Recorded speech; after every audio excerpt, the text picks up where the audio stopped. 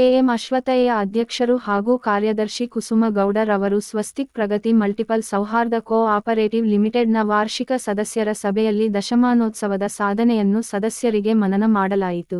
ಮುಂದಿನ ದಿನಗಳಲ್ಲಿ ಆಲೋಚನೆ ಇದೆ. ಸದ್ಯಕ್ಕೆ ನಾವು ಬ್ರಾಂಚ್ ಇಲ್ಲ. ಹಾಗೇನು ಹಲವಾರು ಜನ ಆಗಲೇ ಕೇಳೋರು ಬ್ರಾಂಚ್ ಮಾಡಿ ಅಲ್ಲಿ ಮಾಡಿ ಇಲ್ಲಿ ಮಾಡಿ ಅಂತ 20 ಕಡೆ ಮಾಡಿದ್ರೆ ಏನಾಗುತ್ತೆ, ನಮ್ಮದೇನೆಂದರೆ ನಮ್ಮ ಅದಕ್ಕೆ ತುಂಬ ಕಾನ್ಸಂಟ್ರೇಷನ್ ಬೇಕಾಗುತ್ತೆ. ಮನುಷ್ಯನಿಗೆ ದೇವ್ರು 2 ಕಣ್ಣು ಕೊಟ್ಟವನೇ, ಒಂದೇ ವಸ್ತು ನೋಡೋಕ್ಕೆ ಸಾಧ್ಯ. ಅಲ್ಲಿ ಮಾಡಿ ಇಲ್ಲಿ ಮಾಡಿ 20 ಕಡೆ ಮಾಡಿ ಹೆಸರು ಕೆಡಿಸ್ಕೊಳ್ಳೋದ್ಕಿಂತ ಮರ್ಯಾದಾಗ ಒಂದೇ ಮಾಡಲಿ 2 ಮಾಡಲಿ ನಾವು ಅಚ್ಚುಕಡೆ ನಡ್ಸ್ಕೊಂಡು ಹೋಗ್ಬೇಕು. ಯಾರಿಗೂ ಮೂಲ ಉದ್ದೇಶ ಏನು, ನಮ್ಮ ನಂಬ್ಕೊಂಬಂದಿರೋ ಮೆಂಬರ್ಗಳು ತೊಂದರೆ ಆಗಬಾರ್ದು.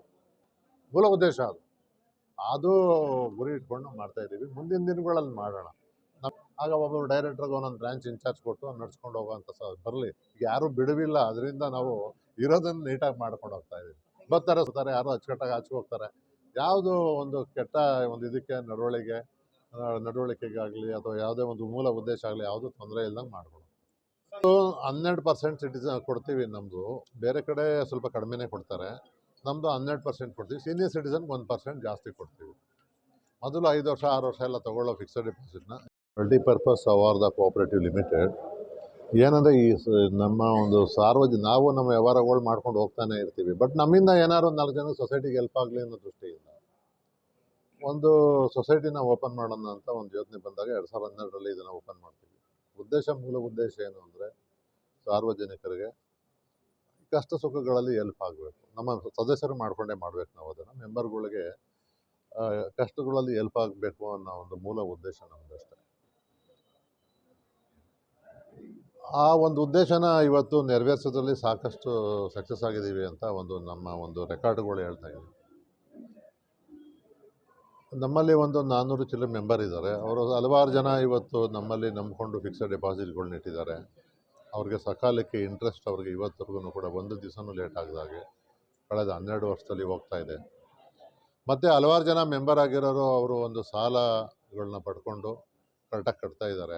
ಕಟ್ಟದೇ ಇರೋರು ಇದ್ದಾರೆ. ಅವ್ರಿಗೆಲ್ಲರಿಗೂ ಕಾನೂನು ಕ್ರಮ ಜರುಗಿಸಿ ಕೋರ್ಟ್ ಮುಖಾಂತರ ಅವರು ವಸೂಲಿ ಮಾಡ್ತಾಯಿದ್ದೀವಿ. ಇಲ್ಲಾಂದರೆ ನಾವು ಎಲ್ಲರಿಗೂ ಸೊಸೈಟಿ ನಡೆಸ್ಕೊಡ್ಬೇಕು.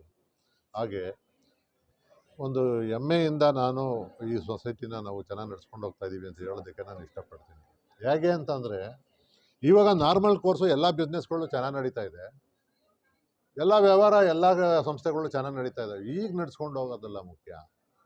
ಕೊರೋನಾ 2 ವರ್ಷ ಕೊರೋನಾ ಆದಾಗ ಸಂಸ್ಥೆಗಳು ಮುಚ್ಚೋದು. ಸರ್ಕಾರ ಹೇಳ್ತು ಯಾರು ಬೀದಿಗೆ ಬರಬೇಡಿ, ಮನೆಯಿಂದ ಈಚೆ ಬರಬೇಡಿ ಅಂತ.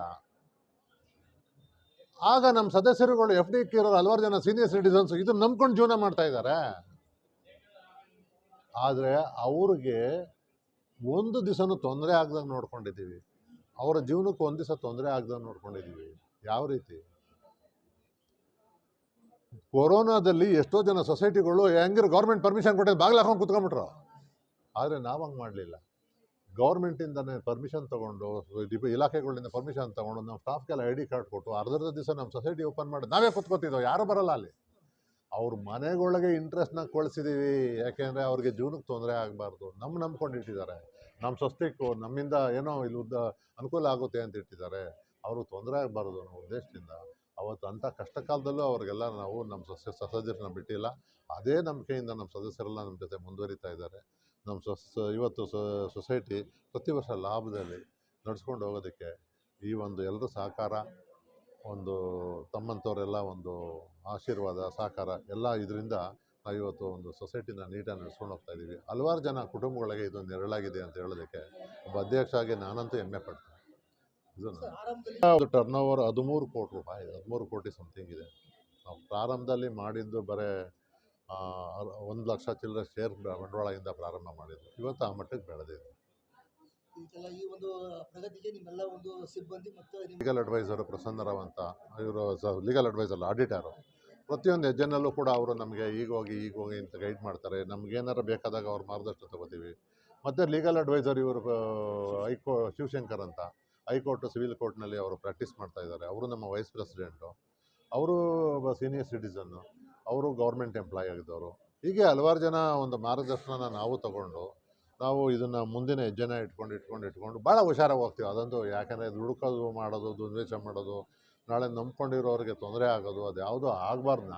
ನಾವು ನಮ್ಮನ್ನ ಯಾರು ಮಾಡು ಅಂತ ಕೇಳಿರಲಿಲ್ಲ. ಏನೋ 4 ಜನಕ್ಕೆ ಅನುಕೂಲ ಆಗುವಂಥ ಮಾಡಿದ್ಮೇಲೆ ಮರ್ಯಾದೆ ಮಾಡ್ಕೊಳ್ಬೇಕಷ್ಟೇ. ಯಾವುದದ್ದು ಆಮೇಲೆ ಆ ಉಡಾಫೆಯಿಂದ ಮಾಡೋದು, ಏನೇನೋ ಆತುರ ನಿರ್ಧಾರ ತಗೊಳ್ಳೋದು, ನಮ್ಮಿಂದ ಹಲವಾರು ಜನ ಕುಟುಂಬಗಳು ತೊಂದರೆ, ಅದು ನಮ್ಗೆ ಇಷ್ಟ ಇಲ್ಲ. ನಾವು ಯಾವತ್ತೂ ಆ ಕೆಲಸ ಮಾಡಲ್ಲ. ಭಾಳ ಭಯವಾಗಿ ಹೋಗುವಂಥ ಜನ ನಾವು. ಹಂಗಾಗಿ ಈ ಒಂದು ಸಂಸ್ಥೆ ಭಾಳ ನೀಟಾಗಿ ನಡ್ಕೊಂಡು ಹೋಗೋದಕ್ಕೆ ಆ ಒಂದು ನಮ್ಮ ಕಂಟ್ರೋಲ್ ₹10 ಖರ್ಚು ಮಾಡ್ಬೇಕಾದ್ರೆ ಲೆಕ್ಕ ಮಾಡಿಕೊಂಡು ಹಿಂಗೆ ಹೋಗ್ತಾ ಇರೋದ್ರಿಂದ ನಾವು ಭಯವಾಗಿ ಈ ಸಂಸ್ಥೆನ ನಡೆಸ್ಕೊಂಡು ಬರ್ತಾ ಇದ್ದೀವಿ ಅಂತ ನಾನು ಹೇಳೋದಕ್ಕೆ ಹೆಮ್ಮೆ ಪಡ್ತೀನಿ.